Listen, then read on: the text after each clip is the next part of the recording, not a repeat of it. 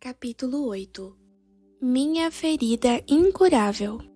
Tu, ó Senhor, o sabes. Lembra-te de mim, ampara-me e vinga-me dos meus perseguidores. Nunca me assentei na roda dos que se alegram, nem me regozijei, oprimido por tua mão. Eu me assentei solitário, pois já estou de posse das tuas ameaças.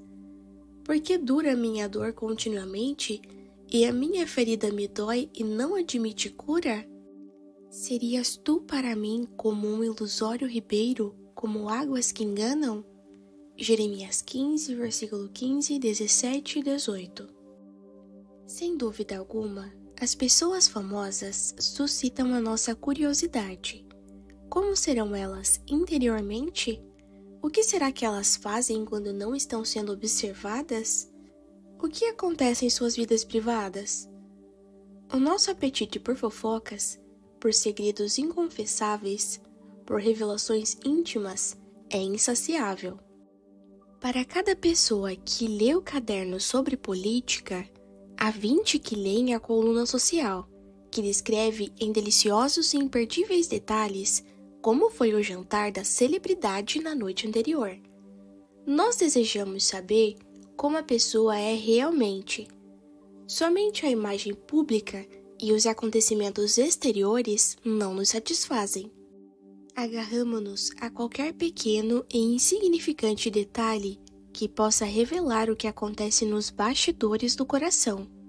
Com frequência, essa curiosidade tem origem em nosso desejo mesquinho de reduzir as pessoas ao nosso nível, de modo a não ficarmos embaraçados diante de nossa própria pequenez. Este é o tipo de atitude medíocre que Harry Stake Sullivan considerou tão reprovável.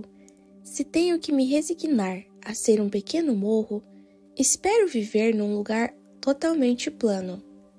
No entanto, há um tipo de interesse pelos detalhes pessoais da vida de uma pessoa ilustre que é saudável. É a instintiva busca pela característica essencialmente humana que estabelece uma conexão de afinidade com o resto de nós. Como Jeremias era na realidade de seu íntimo? O que ele fazia quando estava sozinho? Como era o seu comportamento quando ninguém estava olhando? O que ele fazia quando não havia ouvintes para escutá-lo? Como ele utilizava seu tempo quando não estava envolvido em alguma confrontação com os líderes religiosos de Jerusalém? O que fazia quando não estava profetizando ao povo, confrontando os oficiais do templo ou desafiando o status religioso? Como reagia quando não monopolizava as atenções? Um profeta de oração. Há uma simples, clara e direta resposta para essas questões. Ele orava. Há 7 passagens no livro de Jeremias que são denominadas confessionais. Em cada uma delas, o profeta fala na primeira pessoa, abrindo seu coração.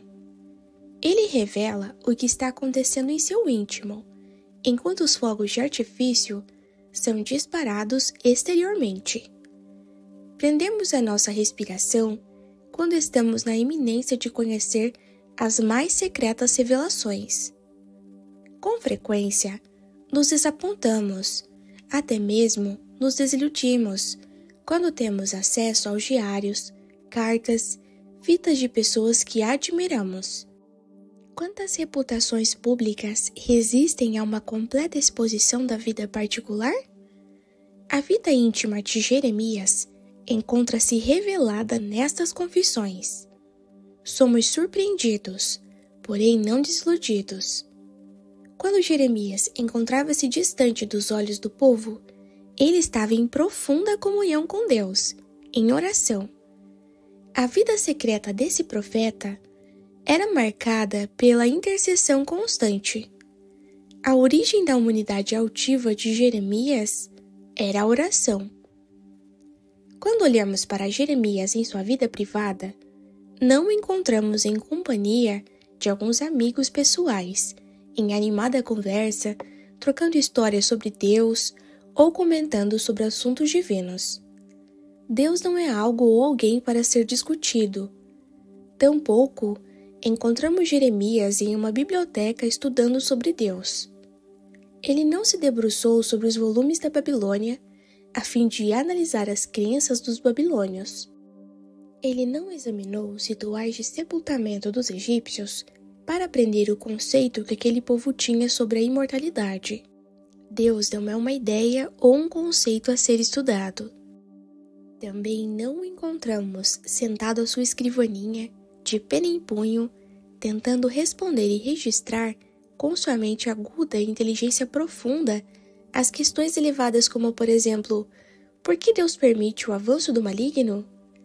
Deus não é um problema a ser solucionado. O que vemos é Jeremias em constante oração, dirigindo-se a Deus e ouvindo a sua resposta. A oração é o meio pelo qual nos aproximamos de Deus como um ser pessoal, como alguém com quem se pode conversar, não como um objeto sobre o qual falamos a respeito. O ato de orar é dar atenção para aquele que nos escuta e assiste. É a decisão de nos aproximarmos de Deus, uma pessoa central, como nosso Senhor e Salvador. É a expressão de nosso ser interior. A oração é uma linguagem pessoal levada ao mais alto grau. Estas 7 passagens confessionais mostram Jeremias em seus momentos mais pessoais e transparentes, dizendo eu e tu. A intimidade da oração. Quase todos acreditam que há um Deus e, ocasionalmente, se dirigem a ele de forma espontânea e casual. Porém, o ato de orar é algo totalmente diferente. Imagine-se jantando na companhia de alguém que você muito aprecia. Pode ser um amigo, esposa ou outra pessoa importante para você. O jantar acontece em um restaurante fino, onde tudo foi arranjado para lhe dar uma atmosfera de privacidade. As luzes são cuidadosamente direcionadas para que somente a sua mesa fique iluminada, enquanto o resto do ambiente permanece na penumbra. Você percebe as outras pessoas e a movimentação no local, mas nada consegue perturbar a sua intimidade. Há momentos de intenso falar e escutar. Há outros momentos de completo silêncio, cheio de significado. De tempos em tempos, o garçom se aproxima da sua mesa. Você lhe faz perguntas e define o seu pedido. Solicita que seu copo seja preenchido novamente. Rejeita o prato de brócolis porque foi servido frio. Agradece o serviço atento e gentil e deixa uma gorjeta. Você sai do restaurante na companhia da pessoa que jantou com você. Porém, a conversa na rua é menos pessoal e mais casual. Essa figura simboliza a oração. A pessoa com a qual passamos algum tempo em intimidade para esta conversa mais pessoal e profunda é Deus. Algumas vezes, temos a nos rodear o mundo, mas eis que jaz na penumbra, na periferia de nossos sentidos. A oração nunca ocorre na mais completa e absoluta solidão, mas na intimidade, cuidadosamente protegida e habilmente mantida. A oração é o desejo de ouvir a Deus, de falar com Ele em primeira mão, e então estabelecer um tempo reservado e fazer os arranjos para realizá-lo. Este sentimento origina-se na convicção de que o Deus vivo é imensamente importante para mim, e o que acontece entre nós exige minha atenção exclusiva. Porém, há um arremedo de oração em que todos nós nos envolvemos com frequência. Os detalhes são os mesmos, mas com 2 diferenças. A pessoa sentada à mesa é o seu ego, e o garçom é Deus. Esse Deus garçom é essencial, contudo periférico. Você não pode jantar sem que ele o sirva, mas ele não é um participante íntimo neste evento. Ele é alguém para quem você dá ordens, faça as reclamações e talvez no final diga obrigado. A pessoa que lhe absorve é o eu, suas ideias, seus sentimentos, interesses e satisfações, ou a falta deles. Quando você deixa o restaurante, imediatamente se esquece do garçom que o serviu, até encontrá-lo no próximo jantar. Se for um restaurante aonde você vai com certa assiduidade, talvez lembre até o seu nome.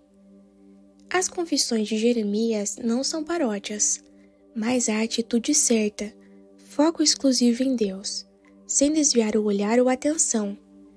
Isto é responsável pelo que vemos de poderoso e atrativo na personalidade deste profeta. Aqui está a fonte da intensidade pessoal e a incorruptível integridade que são tão impressionantes em Jeremias. O que acontecia nesses momentos íntimos entre Jeremias e Deus? Sabemos que o profeta encontrava-se com Deus em segredo, mas o que ele falava? A confissão encontrada no capítulo 15 é um claro exemplo. Para alguns de nós, esta passagem reserva uma surpresa.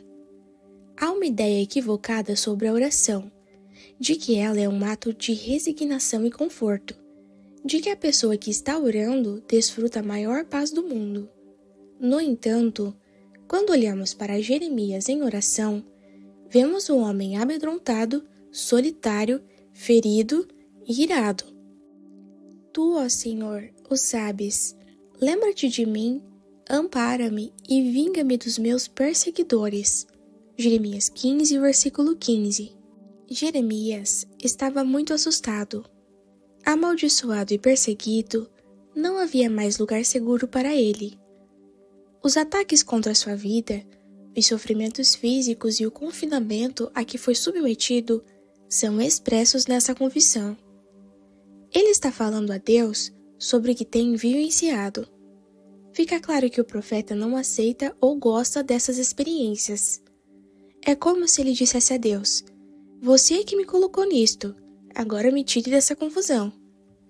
Ele prossegue ao contrastar o seu próprio sentimento de urgência e a deliberada paciência de Deus. Não me deixe ser arrebatado, por causa da tua longanimidade. Sabe que, por amor de ti, tenho sofrido afrontas.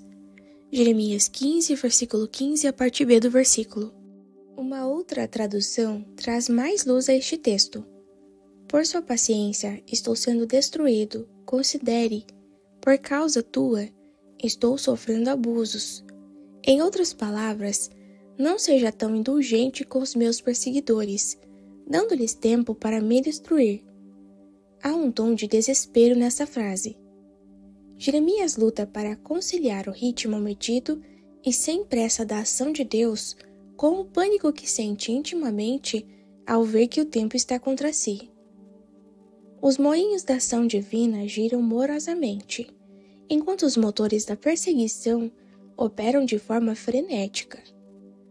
Nosso tempo compulsivo colide frontalmente com o tempo da providência divina. Queremos ditar a ele não somente o que deve fazer, mas quando queremos que ele realize o nosso desejo. Nós o levamos a sério, ou por qual outra razão nós estaríamos orando a ele? Mas o problema é que nós levamos mais sério ainda, dizendo-lhe exatamente o que ele deve fazer e quando. Solidão. A seguir, Jeremias expressa toda a solidão que sentia. Achadas as tuas palavras, logo as comi. As tuas palavras me foram gozo e alegria para o coração. Pois pelo teu nome sou achado, ó Senhor, Deus dos exércitos. Nunca me assentei na roda dos que se alegram, nem me regozijei, oprimido por tua mão. Eu me assentei solitário, pois já estou de posse das tuas ameaças. Jeremias 15, versículos 16 e 17. Inicialmente, Jeremias recebeu a palavra de Deus com desmedido entusiasmo. Deve ser uma referência à descoberta no templo do rolo contendo o livro de Deuteronômio, o qual Jeremias acolheu. Então lançou-se a tarefa de pregá-lo, como porta-voz da reforma comandada pelo jovem rei Josias. Era um trabalho encantador, porém solitário. Isso significa anos de solidão. A maioria das pessoas seguia o seu próprio caminho, enquanto Jeremias seguia em sua solitária jornada de reflexão, de descoberta do significado da palavra de Deus, de pregação da verdade viva. Inerentemente, Jeremias era incapaz de dizer qualquer coisa apenas porque havia ouvido dizer, mas ele vivia a verdade que pregava. Havia regozijo naquela maneira de viver. Ele entregou-se sem reservas a este modo de vida, considerando a palavra de Deus mais seriamente do que qualquer palavra humana. Porém, tendo se lançado nesta caminhada, Jeremias descobriu que ninguém o acompanhava. Ele caminhava completamente só. O que faria então? Deveria ele retornar ao convívio normal até que os demais decidissem acompanhá-lo? Ele sabia que não podia retroceder. Ele já havia empenhado seu compromisso. Uma vez, tendo provado o gosto supremo da palavra de Deus, ele não podia retornar à insípida dieta de fofocas e boatos. Essa era uma jornada sem volta e solitária. Sofrimento. Jeremias prossegue em oração, expressando todo o seu sofrimento. Porque dura a minha dor continuamente, e a minha ferida me dói e não me admite cura? Jeremias 15, versículo 18. O pecado do povo, a crueldade dos perversos, a leviana indiferença das multidões, todas essas coisas eram uma profunda chaga em Jeremias. Ele sofria porque se importava. Ele recebeu a missão de falar em nome de Deus, de anunciar o amor eterno do Pai para aquelas pessoas inconstantes. Agora, ele estava sentindo em seu próprio ser toda a dor e o sofrimento de um amor não correspondido. Ao identificar-se tão plenamente com a mensagem divina para o povo, Jeremias também sentia a rejeição em cada osso e músculo de seu corpo. As blasfêmias o feriam, as rebeliões provocaram-lhe hematomas. Os imprudentes rituais salgavam suas feridas abertas, e não havia cura interior, porque havia necessidade de a pessoa arrepender-se dos seus caminhos e passar a confiar em Deus. Em vão o profeta procurava por sinais de sincera conversão. Ira. A oração ganha intensidade. Agora, deixando seu sofrimento, Jeremias, em um impulso audacioso, expressa toda a sua ira. Serias tu para mim como um ilusório ribeiro, como as águas que enganam? Jeremias 15, versículo 18, a parte B. Ele chama a Deus para o censurar. Como Jeremias já havia pregado que Deus era um manancial de águas vivas, Jeremias 2, versículo 13, agora o profeta o acusa de ser um ribeiro ilusório, como um desses pequenos cursos d'água que, à distância, parecem existir no deserto, mas quando se chega mais próximo de suas margens, descobre-se que o leito está seco. A água só corre naqueles leitos durante as chuvas, e não se pode contar com ele. O que Jeremias, com efeito, está dizendo é: Deus, você me enganou. Você não cumpriu as suas promessas. Jeremias não se portou timidamente em suas orações. Até mesmo uma ousada acusação surgiu mais tarde, quando sua ira intensificou-se. Persuadiste-me, ó Senhor, e persuadido fiquei. Mais forte foste do que eu, e prevaleceste. Jeremias 20, versículo 7. Uma rude, porém literal representação seria: primeiro você me seduziu, depois me violentou. Você me atraiu com palavras sedutoras, então me tomou à força e submeteu-me às suas vontades. Nossa ira pode ser uma medida da nossa fé. Os crentes argumentam diretamente com Deus, enquanto que os mais céticos discutem entre si. Assim era Jeremias em oração, amedrontado, solitário, ferido, irado. Você está surpreso? O indomável Jeremias orando dessa forma? Todos nós passamos por experiências similares. Nenhum ser vivo fica alheio a elas, mas, em nossas orações, esses sentimentos estão presentes? Nas orações de Jeremias, sim. Tudo que o profeta viveu e pensou ele apresentou através desse relacionamento com Deus vivo, sábio e redentor. E no momento em que esses sentimentos são colocados diante de Deus em oração, algo começa a acontecer. Arrependimento. Jeremias para de falar, mas a oração prossegue, porque ela não termina quando cessamos nossa fala. Durante a oração, Deus não é um mero ouvinte, mas um privilegiado interlocutor. Jeremias expressou-se com honestidade, agora ele ouvia com expectativa. Portanto, assim diz o Senhor: se tu te arrependeres, eu te farei voltar e estarás diante de mim. Jeremias 15, versículo 19.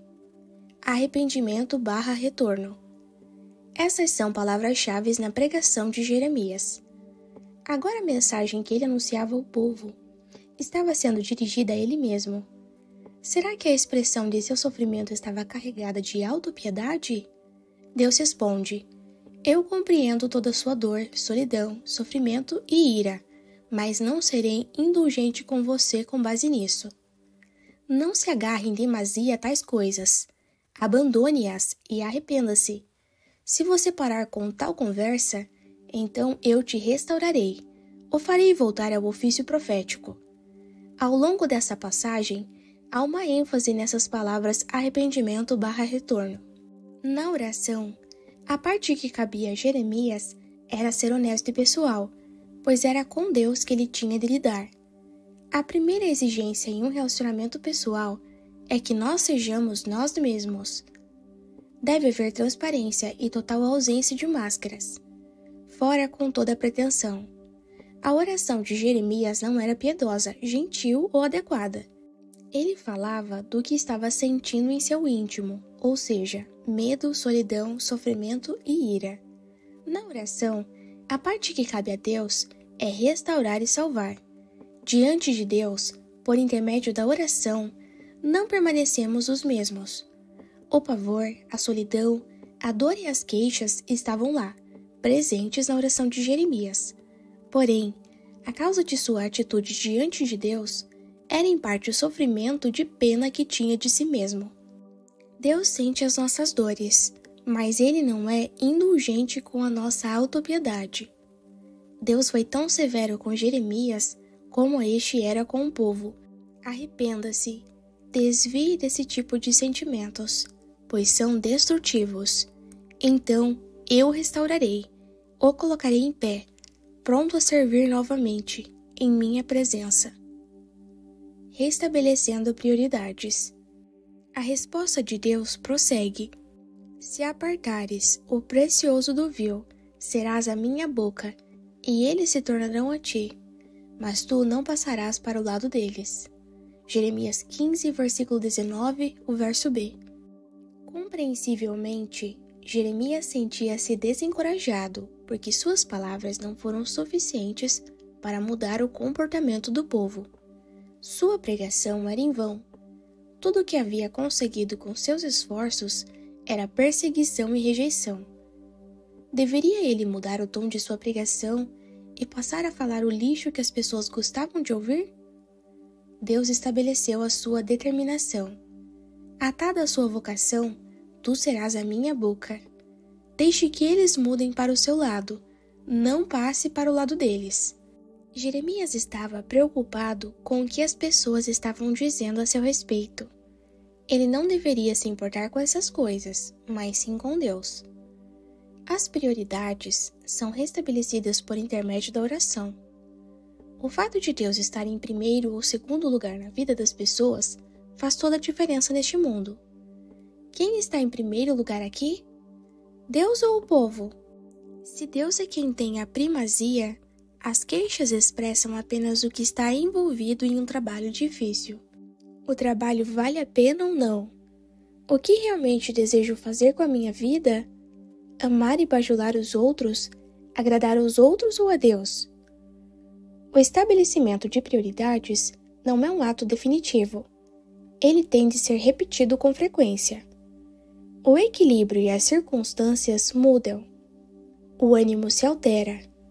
De fato, Deus é quem está acima de todas as coisas ou não? A oração é o lugar onde as prioridades são restabelecidas. Renovação. Jeremias continua a escutar e ouve essas palavras. Eu te porei contra este povo como forte muro de bronze. Eles pelejarão contra ti, mas não prevalecerão contra ti. Porque eu sou contigo para te salvar, para te livrar deles, diz o Senhor. Arrebatar-te-ei das mãos dos iníquos, livrar-te-ei das garras dos violentos. Jeremias 15, versículos 20 e 21. Jeremias já havia ouvido essas palavras antes, em sua juventude. Jeremias 1, versículos 18 e 19. Tudo o que Deus disse, ele continuava afirmando. A promessa estava em plena vigência. Não basta apenas lembrar, precisamos ouvir novamente. A oração é o ato no qual ouvimos de novo. Encher nossa memória de versículos não é o suficiente. Necessitamos de um encontro diário com a ressoante voz de Deus. Este encontro se dá por intermédio da oração. As situações mudam, mas será que Deus muda? Nós oramos e escutamos. Deus repete a sua palavra, a mesma palavra, e nos restaura, renovando-nos em nosso compromisso. 3 verbos, de alguma forma sinônimos, concluem essa promessa: salvar, livrar e arrebatar.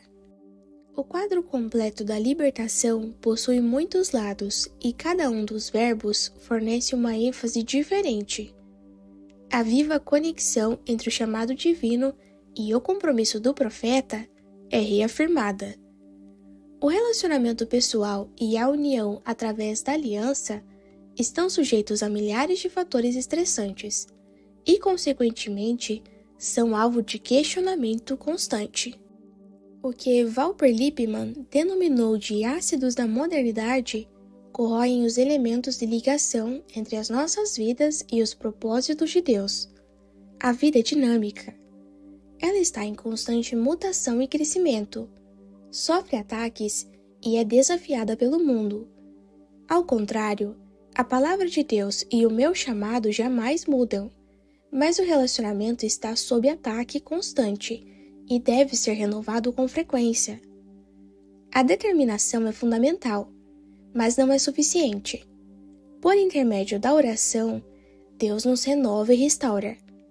O objetivo maior não é aumentarmos nosso conhecimento, aprendendo algo novo, mas Deus confirmar mais uma vez a fé para a qual fomos chamados. Disputando a corrida. A maratona é uma das mais vigorosas e extenuantes provas esportivas. A maratona da cidade de Boston costuma atrair os melhores maratonistas do planeta. O vencedor é, automaticamente, alçado à condição de um dos melhores atletas da atualidade. Na primavera de 1980, Rose Ruiz foi a primeira mulher a cruzar a linha de chegada. Ela recebeu a coroa de louros em meio a centenas de aplausos e cumprimentos. Antes da prova, ela era totalmente desconhecida no mundo das competições. Uma proeza incrível. Em sua primeira prova, ela venceu a prestigiada Maratona de Boston. De repente, alguém reparou em suas pernas, a pele flácida e a presença de celulite. Dúvidas foram levantadas. Ninguém a havia visto ao longo de todo o percurso de 42 quilômetros. Então, a verdade veio à tona. Ela se juntou aos competidores somente nos últimos 1.600 metros da prova. Houve um imediato e amplo interesse na pessoa de Rose. Por que razão ela teria feito aquilo se era certo que seria descoberta? O desempenho atlético não pode ser fraudado. Porém, ela nunca admitiu a sua trapaça. Continuamente, ela afirmou que iria disputar outra maratona para comprovar a sua capacidade. No entanto, ela nunca mais disputou outra prova. Os jornalistas a entrevistaram procurando descobrir sua verdadeira personalidade. Um dos entrevistadores concluiu que Rose realmente acreditava haver participado de toda a maratona de Boston e vencido. Ela foi considerada uma sociopata, pois havia mentido convincentemente e naturalmente, sem ter a mínima consciência disso, sem possuir o menor senso de realidade do que é certo e errado, do que é um comportamento aceitável ou inaceitável. Ela aparentava ser uma pessoa normal e inteligente. No entanto, não havia nenhum senso moral a dar coerência às suas atitudes sociais. Ao ler sobre essa mulher, pensei em todas as pessoas de meu círculo de conhecimento que desejam cruzar a linha de chegada, porém sem ter participado de toda a prova. Eles gostariam de encontrar uma maneira inteligente de conseguir isso. Essas pessoas comparecem à igreja todos os domingos, com um sorriso indefectível em suas faces, participam da celebração, mas não há uma vida pessoal que as direcione para um lado ou outro. Ocasionalmente, participam de espetaculares atos públicos de demonstração de amor e compaixão. Mais do que impressionados, ficamos surpresos, porque essas pessoas nunca fizeram aquilo antes. Bem, nunca se sabe. O melhor a fazer é dar-lhes o benefício da dúvida. Então, descobre-se que era um truque. Nenhum envolvimento pessoal precede ou vem depois daquele ato. Essas pessoas eram plausíveis e convincentes. Porém, no fim, verifica-se que não participaram de toda a prova, não tiveram sua fé provada nos períodos difíceis, não se curvaram em oração nas horas solitárias, sofridas e doloridas. Elas não possuem consciência do que é real na religião. Tal como Rose, o rótulo mais adequado para tais pessoas seria religiopata. Ninguém se torna humano da maneira como Jeremias foi, adotando uma postura de vencedor. Foram as suas orações em segredo, porém constantes, que o levaram a desenvolver a integridade humana e a sensibilidade espiritual que tanto almejamos. O que fazemos em segredo determina a integridade do que somos em público. A oração é o ato secreto que desenvolve uma vida que é, ao mesmo tempo, totalmente autêntica e profundamente humana.